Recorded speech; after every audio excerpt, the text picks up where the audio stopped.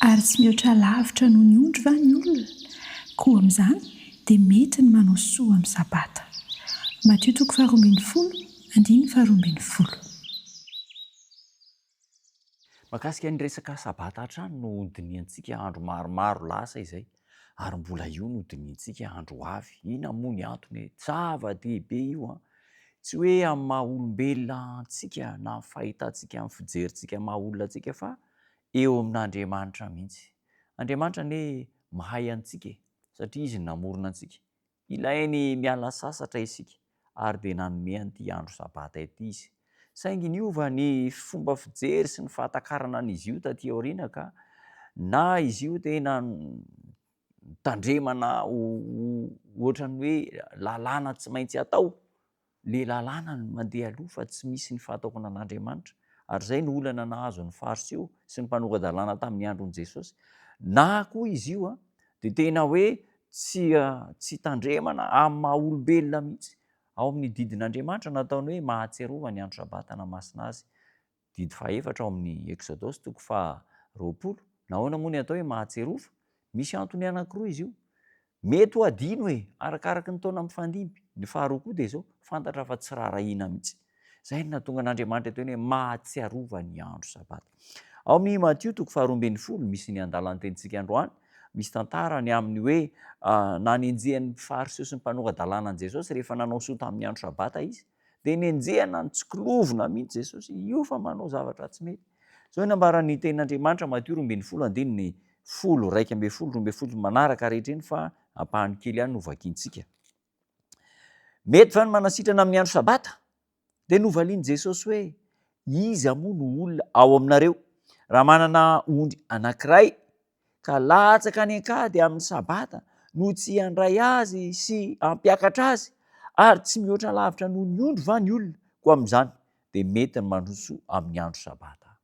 Mety ny manao soa amin'ny andro sabata. Tsy namaly an'i Kristy intsony ny vahoaka rehetrarehetra satria be dia be ny mpihitsikilo ary natahotra ho tafiditra ao anatin'ny zavatsarotra izy ireo.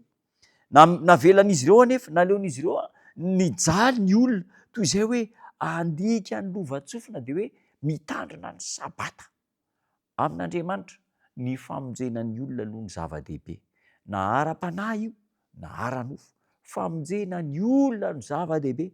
Na ara-panahy io, na ara-nofo. Misy karazan'olona izany dia maika hamonjy ny sabata fotsiny izy, dia misy olona efa mitsirara mila vonjy, mila hoentina any amin'ny hôpitaly dia jerena fotsiny eo.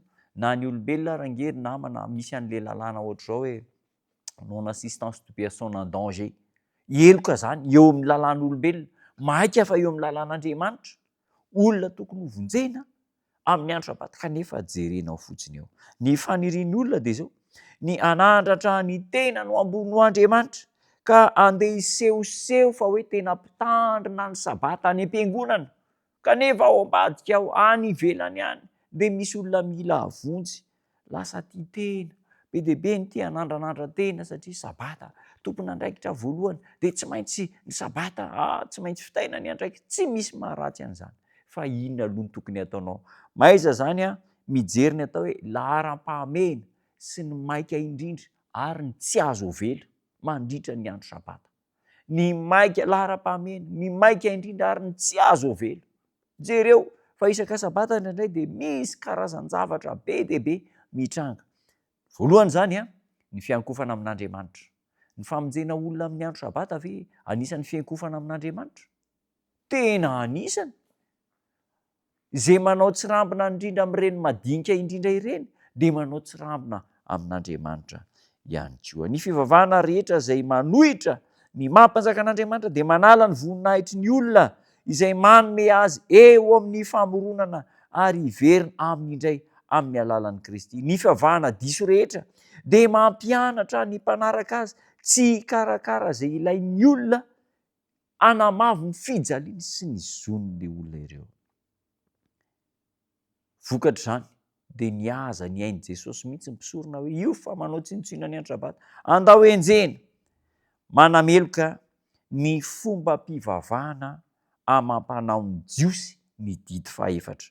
Mety ny manao soa amin'ny andro sabata ho Jesosy Kristy ary tsy misy fepetra ny dikan'izany. ho antsika miaina amin'izao vanim-potoana farany izao. Be lavitra noho ny tamin'ny andron' Jesosy ny olona mantra sy ny sahirana. Mila antsika tsy excuse na fialan-tsiny tsy andehanana any am-piangonana kosa aloha ny hoe manao soa amin'ny andro sabata. Tsy fialan-tsiny. Za nanao soa nanao asa ohatran'izao dia tsy afaka ny vavaka. Tsy fialan-tsiny zany. Fa ny asa soa dia eo mandrakariva. Ny sabata an'Andriamanitra koa nefa dia eo mandrakariva. Inona zany ny fanapahan-kevitra tokony atao e?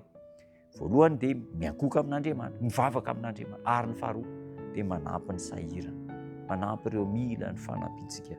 Tanteraka amintsika izany. 2:12 Mateo 2:20 teny vakian'androany.